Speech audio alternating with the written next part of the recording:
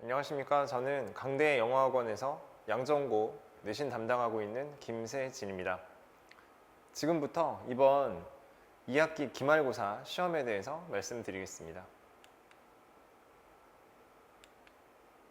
자, 이번 시험을 먼저 범위부터 말씀을 드리면 이전 양정고 동기간 대비 비슷한 분량으로 시험 범위가 출제가 되었습니다. 일단 교과서 같은 경우에는 2개 과, 늘 그렇듯이 2개 과가 들어갔고요.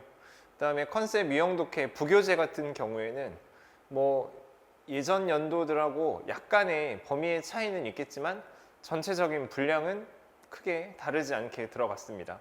보통 이 시기에 이제 유형독해 17과 18과 정도가 들어가고, 그 다음에 나머지는 그 미드 테스트에서 들어가고, 또 마지막에 있는 유형독해 모의고사에서 일부 발췌해서 출제가 되고요. 이번에도 역시 그렇게 출제가 되었습니다. 그 다음에 이제 모의고사 같은 경우에는 우리 친구들이 지난 10월에 봤던 그 10월 고1 모의고사에서 일부 지문이 발췌되어서 들어갔고요. 이번에 외부 지문 같은 경우에는 총 4문제 출제되었습니다. 그 비율과 문항수에 대해서 말씀을 좀 드리면, 먼저 선택형 20문제, 그 다음에 서술형 6문제. 이거는 기존의 시험들과 역시 같은 문제 수라고 할 수 있고요. 선택형 같은 경우에는 보시다시피 교과서가 조금 비중이 줄었습니다. 물론 서술형에서 교과서에 해당하는 내용이 좀 많이 출제가 된 측면은 있고요. 그 다음에 부교재인 유형독해, 약간 다른 점은 부교재에서는 서술형이 출제가 되지 않았고 선택형 위주로만 출제가 되었다는 점이 기존 시험과는 다소 다른 점이라고 볼 수 있습니다. 다음은 모의고사입니다. 모의고사 지문 중에서 총 6개가 출제가 되었고요. 그 중에 한 문제는 서술형으로, 그 중이 아니라 한 문제는 서술형으로, 그래서 총 7문제가 출제가 되었죠. 근데 그 서술형 같은 경우에는 모의고사 범위를 학교에서 직접 수업으로 진도해서 나가지는 않고 있기 때문에 여기에서 그렇게 어렵게 문제가 출제되지는 않았었습니다. 이번에도 지난 중간고사와 마찬가지로 그 서술형이 모의고사에서 한 문제가 나오긴 했지만 간단히 해석을 해서 풀 수 있는 그렇게 어렵지 않은 서술형으로 출제가 되었고요. 이번 시험 같은 경우에는 그 지칭어 부분에 밑줄이 쳐져 있고, 그 밑줄 친 부분이 의미하는 게 무엇인지를 한글로 적는 것이 서술형으로 출제가 되었습니다. 외부 지문 같은 경우에 이제 아무래도 이 양정고 시험의 변별력의 가장 핵심이라고 말씀을 드릴 수 있는데, 그러니까 시험 범위로서 공지가 되지 않았고 우리 학생들이 시험장에서 처음 보게 되는 바로 그 지문을 말씀을 드리는 거죠. 이 외부 지문 같은 경우에는 선택형에서 2문제, 그 다음에 서술형에서 총 2문제 이렇게 출제가 됐습니다. 보통 이제 올해 들어서는 한 4문제, 5문제 정도로 외부 지문에서 출제가 되고 있는데, 이 뒤에서 조금 더 말씀을 드리겠지만 이번에는 외부 지문의 난이도가 약간의 조정이 있었다고 말씀드릴 수 있습니다. 그래서 이제 각 영역별로 어떤 특징이 있는지 출제에 관련된 사항을 말씀을 드리면, 교과서 같은 경우에는 범위가 그렇게 많지도 않고 아무래도 부교재라든지 모의고사 지문에 비해서 기본적으로 난이도가 좀 쉬운 편이죠. 그래서 이제 출제되는 문항수도 좀 적었는데, 일단 첫 장에서 우리 아이들이 한국말 선지로 답을 쉽게 찾아낼 수 있는 일치, 불일치 중에서 불일치 문제, 그러니까 윗글의 내용과 일치하지 않는 것. 근데 약간 특이한 점은 한국말 선지 불일치 2번이 그 정답이 복수 정답이었습니다. 그래서 한 번에 답을 2개를 고르게, 우리 친구들이 이 생각보다 답이 2개 있는 거를 놓치는 경우들이 많아요. 분명히 문제에 정답이 2개라고 명시가 되어 있음에도 불구하고 너무 바빠서 그랬는지 혹은 너무나 긴장을 해서 그랬는지 정답이 2개인데 정답 2개를 제대로 마킹을 못하는 경우들이 생각보다 많이 있습니다. 내신 시험에서는 복수의 정답들이 존재할 수 있고 많게는 답이 3개인 경우도 간혹 있기 때문에 우리 시험에 임하는 친구들은 항상 이 정답의 개수가 이 문제에서 총 몇 개인지를 좀 유념하면서 문제를 풀어야 할 것 같습니다. 그 다음에 어법이라든지, 그 다음에 이번에 서술형에서 이제 교과서 분량에서 총 3문제가 나왔는데, 이 교과서 지문이 그대로 이렇게 서술형에서 나온 것보다는 우리 친구들이 교과서 수업을 할 때 학교에서 어법에 관련된 프린트를 주는 게 있습니다. 그래서 그 프린트 관련된 문제로 서술형이 총 2문제가 나왔습니다. 그 중에 한 문제는 약간 짧은 학생들이 수업 시간에 배우지 않은 그런 지문을 활용해서 푸는 거였는데, 그러니까 언뜻 봐서는 이게 외부 지문이라고 생각은 할 수 있지만 여기서 결국 물어보고자 하는 것들은 학교 수업 시간에 학생들에게 프린트로 어법 관련된 설명이 나갔던 부분에서 출제가 되었기 때문에 결과적으로 이거는 외부 지문이라고 할 수는 없고요. 교과서를 기반으로 출제가 되었다라고 말씀을 드릴 수 있습니다. 그다음에 뭐 문장 구조 변형 이런 것들도 그 앞서 말씀드린 그 프린트에서 출제가 되었고요. 그 유형 독해 부교재 같은 경우에는 뭐 기본적으로 대의 찾기, 그러니까 뭐 주제나 요지 이런 거 찾는 문제 나왔고요. 그다음에 간접 쓰기로서 문장의 위치 찾기, 그다음에 어법, 순서 뭐 이렇게 출제가 되어서 뭐 많이 출제가 되진 않았지만 우리 친구들이 크게 어려워하는 유형으로도 역시 출제가 되지는 않았다라는 점 말씀드립니다. 그 다음에 모의고사입니다. 모의고사 같은 경우도 뭐 출제 그 수가 그렇게 많지는 않았죠. 근데 아무래도 고등학교 1학년 10월, 그러니까 고등학교 1학년 마지막 모의고사 같은 경우에는 학생들이 1년 내내 보는 모의고사들에 비해서는 난이도가 조금 있는 편입니다. 읽었을 때 조금 어렵게 받아들일 수 있는 글도 있었고요. 그래서 이 모의고사 시험 범위야 물론 학생들에게 기존에 공지가 되어 있었지만 좀 충분히 자세하게 잘 대비를 해서 준비를 했어야만 이번 시험에서 비교적 좋은 점수를 받을 수 있지 않았나 그렇게 생각을 하고요. 외부 지문 같은 경우에는 사실은 이전 시험들에 비해서는 약간 쉽게 나온 편입니다. 뭐 빈칸으로 출제가 되는 건 기존 앞서 시험들에서도 마찬가지였는데 그 지문의 난이도가 아주 높은 편은 아니었어요. 물론 제가 이제 좀 찾아보니까 그 빈칸 추론 외부 지문 문제 한 지문의 경우에는 한 3년 전에 EBS 수능 특강에 나왔던 원래 그 지문이 순서 배열 지문이었거든요. 문제 유형이. 근데 그 순서 배열 지문을 가져다가 이번에 빈칸 추론으로 내셨더라고요. 그래서 원래 이제 우리 친구들이 물론 그 문제를 풀어볼 일은 아마도 없었겠죠. 이게 원체 예전에 나온 교재 안에 들어있는 문제다 보니까. 근데 그 교재에 있는 문제를 혹시나 누군가가 풀어봤지는 않을까라는 그런 생각에서 제가 봤을 때 선생님들이 유형을 좀 달리 변형을 해서 출제를 하신 게 아닌가 뭐 이런 생각을 해봤습니다.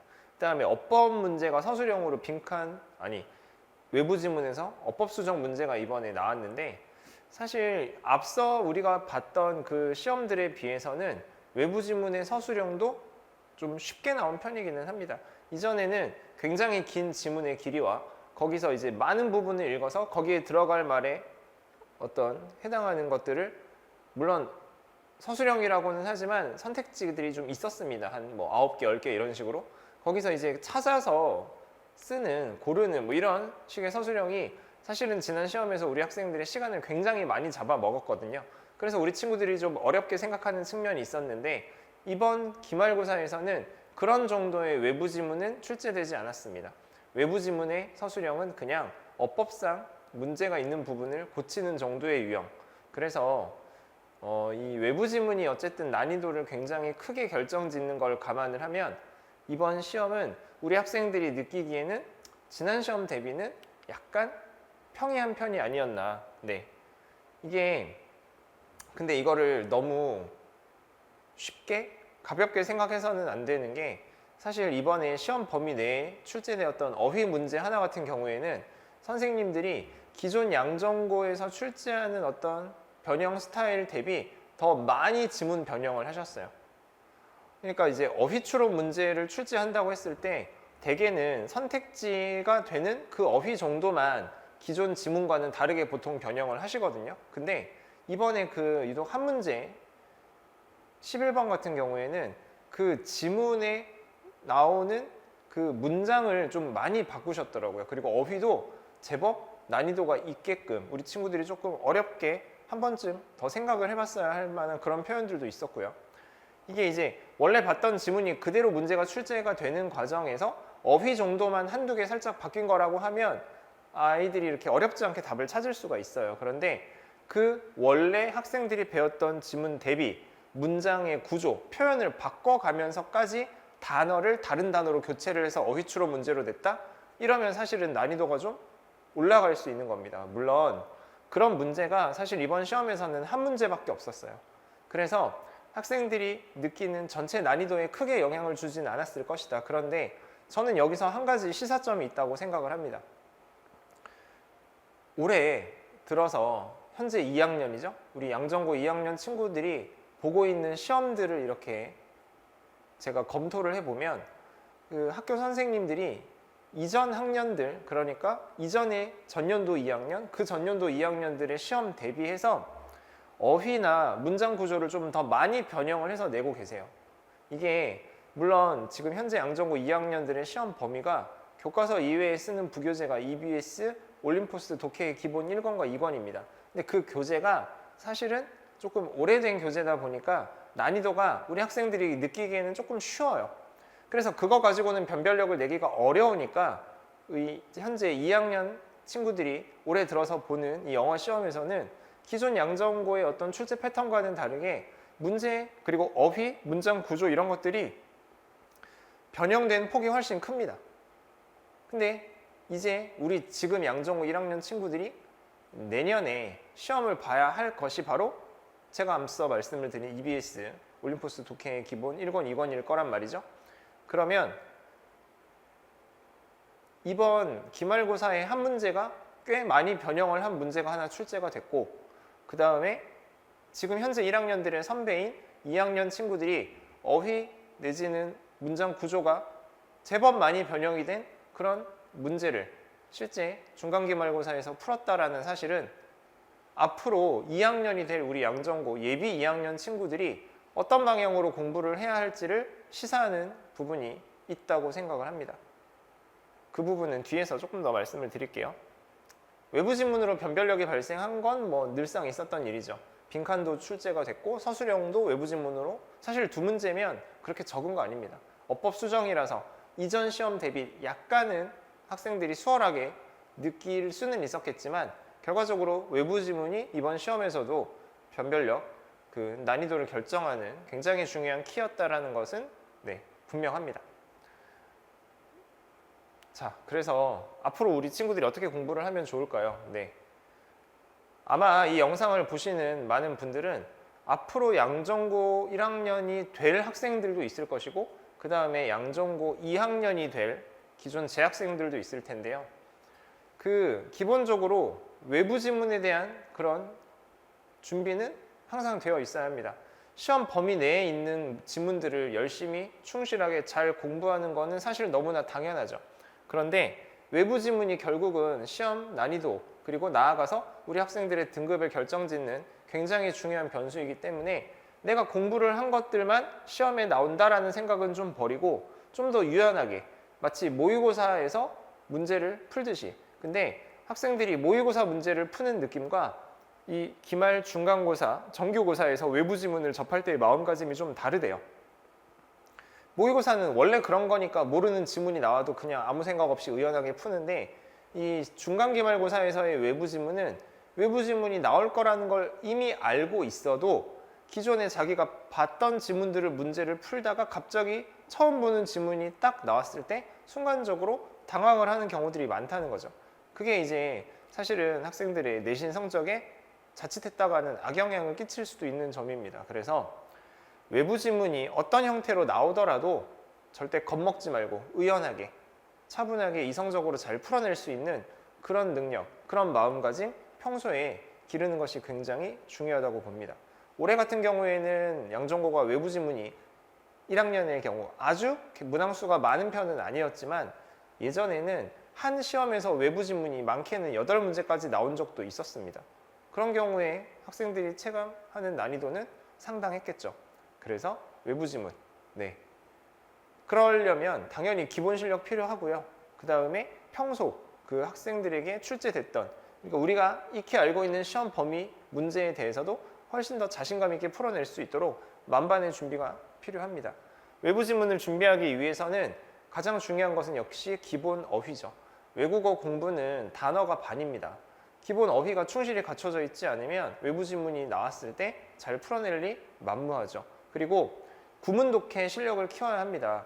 어떤 문장의 분량의 길이가 나온다 하더라도 잘 읽어내고 정확하게 글이 이야기하는 바를 짚어서 정답을 찾아낼 수 있으려면 그 구문 실력, 그러니까 문법을 독해에 적용해서 문장을 잘 해석할 수 있는 그런 실력을 평소에 갖추는 게 필요합니다. 또한 이거는 이제 수능 대비와도 관련이 되는 건데 결국 이제 고등학교에서 보는 내신 시험도 수능 영어 유형으로 출제가 되는 거잖아요. 그래서 각 수능형 유형별로에 대한 접근성, 적응력, 그런 문제에 대한 풀이 능력 이런 것들을 키워낼 필요는 있습니다.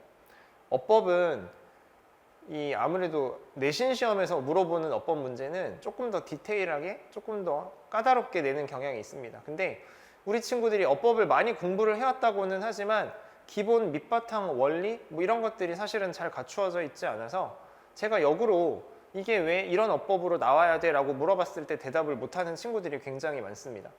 내신 어법이 좀 까다롭게 나오는 걸 생각을 하면 원리를 이해하지 못한 채로 어법 공부를 한다는 건 사실 그렇게 큰 도움이 되지 않습니다. 그래서 내신을 좀 잘 받고 싶은 친구, 영어를 앞으로도 잘 하고 싶은 친구들이라면 이번 겨울방학을 맞이해서 본인의 어법 실력을 단순히 겉핥기식으로만 보고 넘길 게 아니라 왜 이 어법이 이 상황에서 이렇게 전개되어야만 하는지 그런 어떤 원리, 근본적인 문제 이런 것들을 좀 이해를 하면서 공부를 하는 그런 시간이 되었으면 좋겠습니다. 이번 겨울방학이요. 그 다음에 이제 핵심 문장. 아무래도 서술형으로 나올 수 있는 문장들은 대체로 정해져 있습니다. 이런 것들은 물론 여러분들이 보는 눈도 필요하겠지만 같이 공부하는 학원이나 선생님들의 도움이 좀 필요한 부분이 있겠죠. 그리고 저 같은 경우에는 이제 수업을 할 때 제가 지문을 하나를 두고 일단 저부터가 이 지문에 대해서 굉장히 자세하게 완벽하게 분석을 하려고 노력을 합니다. 일단 그 안에 있는 어휘라든지 문장 구조, 또 거기서 발생하는 어법상의 특징, 어휘의 어떤 유의어, 반의어, 파생어 이런 것들은 기본적으로 학생들과 다 함께 정리를 해서 공부를 하고요. 이 지문의 내용 중에는 간혹 우리 학생들이 이해하기가 조금 어려운 그런 개념들이 담겨 있을 수도 있어요. 그런 경우에는 제가 먼저 배경 지식을 다 공부를 합니다. 그래서 이 배경 지식을 어느 정도 갖춘 상태에서 우리 학생들이 지문을 읽었을 때 아무래도 훨씬 더 잘 이해가 될 테니까요. 단순히 외워서만은 이 시험에 대비하기가 쉽지가 않습니다. 분량도 너무 많고요. 그래서 저 같은 경우에도 그리고 많은 선생님들 그렇게 하시겠지만 지문 하나를 두고 최대한 완벽하게 분석을 하고 이게 만약에 시험 문제로 출제될 가능성이 있다면 어떤 유형으로 출제될 가능성이 있는지를 최대한 타당하게 분석을 해서 학생들에게 전달하는 그런 방식을 택하고 있는데 여러분들도 지문 하나를 볼 때 이게 과연 출제자 입장에서는 어떻게 출제가 될 것인지를 좀 고민하면서 그렇게 읽는, 그렇게 공부하는 방식이 굉장히 중요합니다. 그러려면 한 지문에 대해서 내지는 한 어떤 내용에 대해서 여러분들이 충실하게 기본적으로 내용을 다 익힌 뒤에만 가능하긴 하겠죠. 자, 제가 담당하는 내신 수업은 방금 말씀드렸던 것처럼 지문 하나를 완벽하게 분석을 해서 학생들에게 최대한 풍부한 내용을 전달하는 데 집중을 하고 있고요. 당연히 여기에는 어법, 어휘 여러 가지 부분이 강조가 됩니다. 그리고 이런 부분들이 학교 내신 시험에서 절대적으로 중요하기 때문에 더더욱 강조를 하고요. 그 다음에 이제 결국은 이 지문이 어떻게 출제될 수 있을지를 학생들과 고민하는 것이 제 직업이기 때문에 저도 지문 하나를 유심히 고민한 다음에 출제될 가능성이 가장 높은 여러 가지 유형들로 전개를 한 다음에 학생들에게 전달을 하는 그런 수업을 굉장히 지향하고 있습니다. 주요 문장에 대한 반복 수달은 물론이고요. 그 다음에 이제 어법 어휘는 제가 내신 수업을 하든 수능 수업을 하든 언제나 항상 제가 가장 많이 강조하는 부분인데 저는 이렇게 지문을 화면에 띄워놓고 그 지문들에 대해서 주어, 동사, 목적어, 기타 등등 그 문장 성분들을 최대한 많이 필기를 하고 분석을 해서 학생들이 이것을 이해할 수 있게 수업을 진행하고 있습니다. 기본적으로 어법을 굉장히 강조한다는 말씀 드리고요. 어휘 같은 경우에는 앞서 말씀드린 것처럼 외국어 공부의 반은 사실은 어휘 단어입니다. 그래서 우리 학생들이 근데 보통은 단어를 외우고 공부를 하기를 너무 싫어하죠. 그래서 어휘를 최대한 좀 풍요롭게 우리 학생들이 가져갈 수 있었으면 하는 마음에 제가 주요 어휘에 대해서 유의어, 반의어, 또 관련 있는 파생어 중심으로 최대한 묶어서 학생들이 덩어리로 파편적으로 기억하는 것이 아니라 큰 덩어리로서 조금 더 기억에 오래 남을 수 있게 어휘 스토리텔링을 하는 것을 제 수업의 목표 중에 하나로 삼고 있습니다. 그 다음에 내신 수업에서도 사실은 내신 수업 기간에는 이 시험 범위에 대해서 진행하기도 좀 벅찬 것이 사실이지만 외부 지문도 좀 풀어낼 수 있게끔 말하자면 수능형 지문에 대해서 처음 보는 지문에 대해서도 평소 모의고사 풀듯이 풀어낼 수 있도록 그런 감을 좀 유지시키는 차원에서 외부 지문 문제도 평소 과제 피드백으로 진행하고 있습니다. 제가 이제 제 수업에서 가장 중요하게 생각하는 게 확인 테스트인데요. 이 제가 수업을 하고 우리 학생들이 이해를 했다 하더라도 실제 실력으로 발현되지가 않으면 아무런 의미가 없겠죠. 그래서 제가 수업했던 내용을 바탕으로 제가 직접 만든 그리고 양정고 시험에 최적화된 그런 확인 테스트를 출제를 하고 우리 학생들에게 풀린 다음에 이거를 바탕으로 다시 문제를 리뷰하는 그런 피드백, 여기까지의 과정을 저는 제 수업에서 굉장히 중요하게 생각을 하고 있습니다. 그 다음에 복습 노트 같은 경우에는 우리 친구들이 이제 집에 가서 복습을 잘 해야 되는데 복습을 하지 않죠. 그래서 제가 이제 별도의 노트를 만들어서 복습을 하는 그런 과제, 방법을 별도로 마련을 했습니다.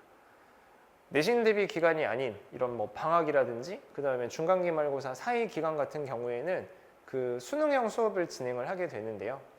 일단 수능형 수업에서 가장 중요한 부분은 수능에 나오는 영어 문제의 각 유형들이 있습니다. 그리고 각 유형별로 어떤 측면의 근거에서 정답을 찾아야 하는지에 대한 방법이 사실은 다 있거든요.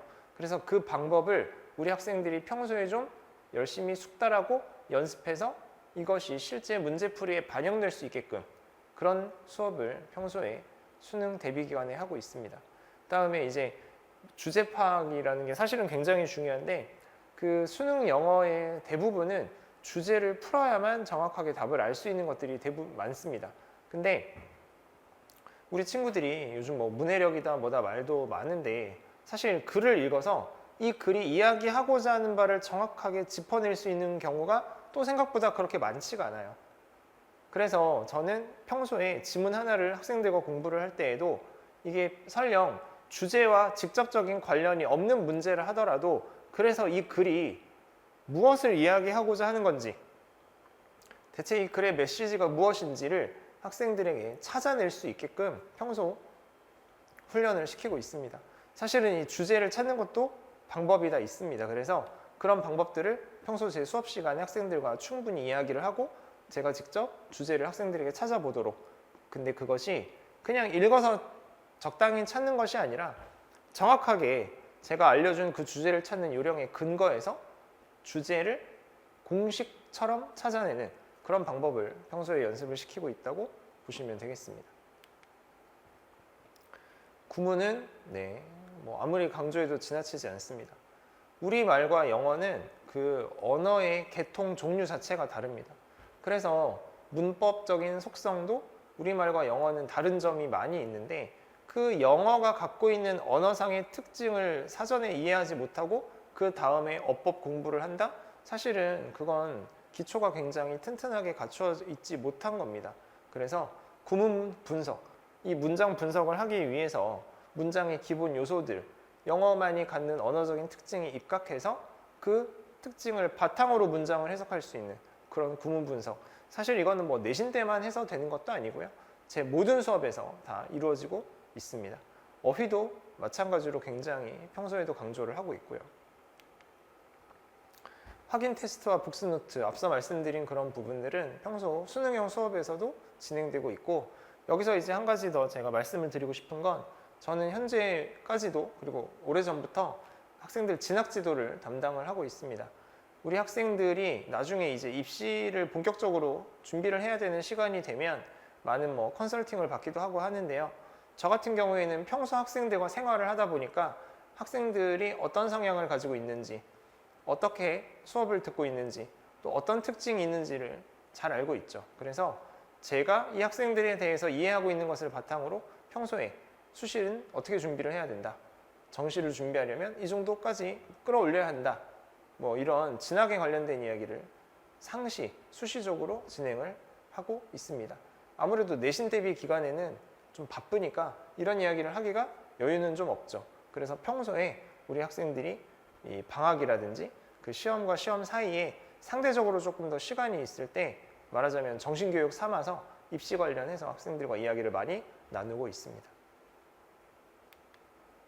이상으로 양정고 1학년 기말고사 시험 분석을 마치겠습니다. 고맙습니다.